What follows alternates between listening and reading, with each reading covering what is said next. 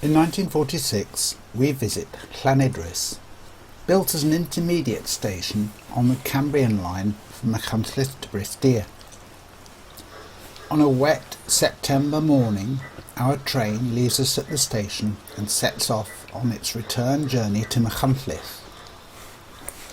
042 number 4871, which has not yet been renumbered in the 14XX series, pulls its auto train, strengthened with an extra coach for the many shoppers making their way to Market Day in Llanidris. Having crossed the bridge over Caisson Street, the train disappears through the tunnel mouth, which resembles the one built at the western end of tunnel number 3 at Penhelig near Aberdyfi. We now have time to explore the village a little before the arrival of the next train. Caisson Street Bridge is quite similar to Copper Hill Street Bridge in Aberdyfi, as can be seen here.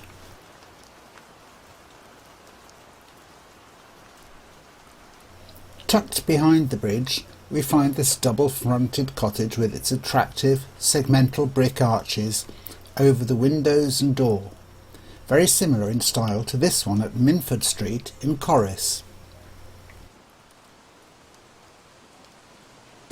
Taking the footpath behind the old forge, we can now see how the cottages are nestled into the landscape and partially hidden by the embankment leading to the bridge. After a steep climb on the other side of Caisson Street, we can see the railway bursting out beneath us, a view that might be familiar to those who have done the bandstand walk at Aberdyfi.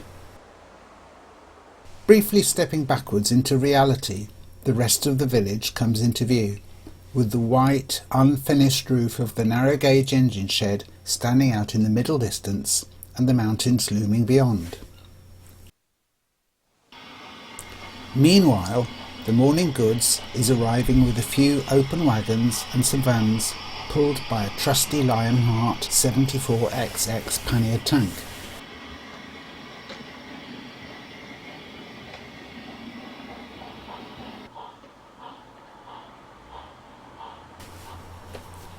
Shunting the train is a slow process.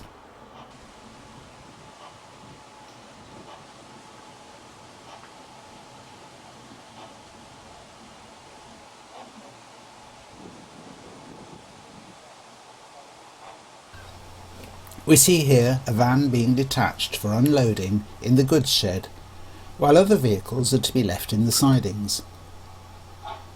Modified Spratt and Winkle couplings help with this procedure. The station building, with its ornate laser-cut perspex barge boards, resembles a truncated and reversed version of Llanbrynmawr on the Cambrian main line. Eventually, the remainder of the goods train is ready to leave for the return journey.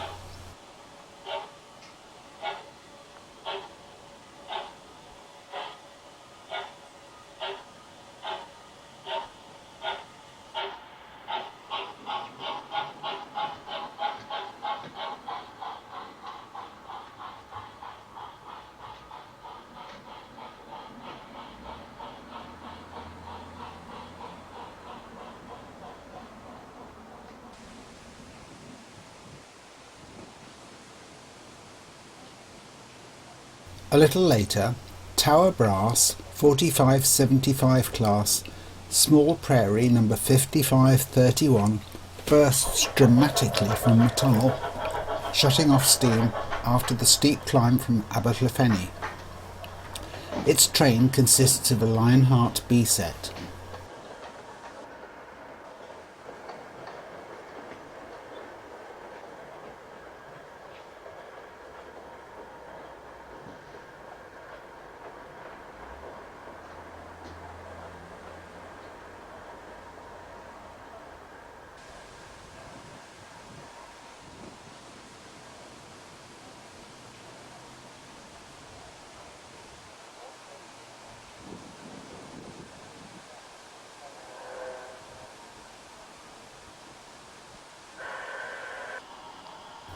After pulling into the station, the engine must perform the ritual of running round its train.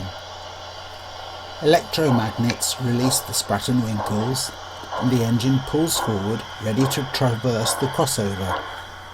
This crossover was hastily installed in 1944 by the Army to enable its training camps in the hills nearby to continue to use the station after the disastrous floods which had destroyed the line, including the northern end of the passing loop beyond the double-track bridge, where the buffer stops and a stack of sandbags now terminate the route.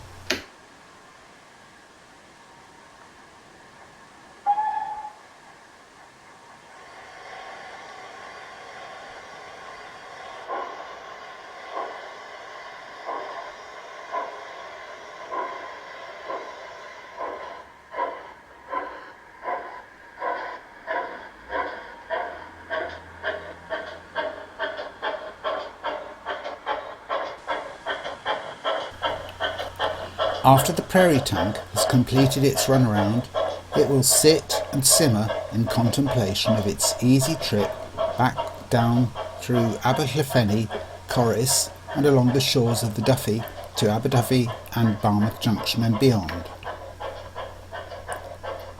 Here we see a narrow gauge engine leave its shed to collect a small train of empty slate wagons from what is left of the exchange sidings.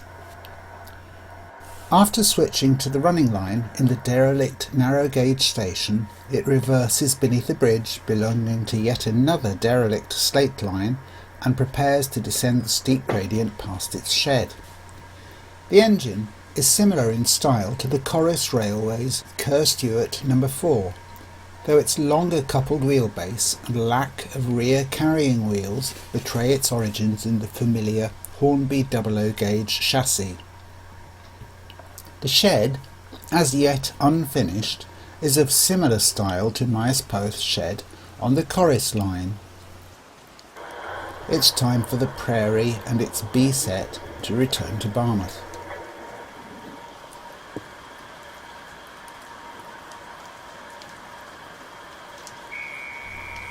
Before the flooding that destroyed the northern section of the line, that would have been a short trip via the junction at Brythdir and the stretch of line along the banks of the Afon Mordach.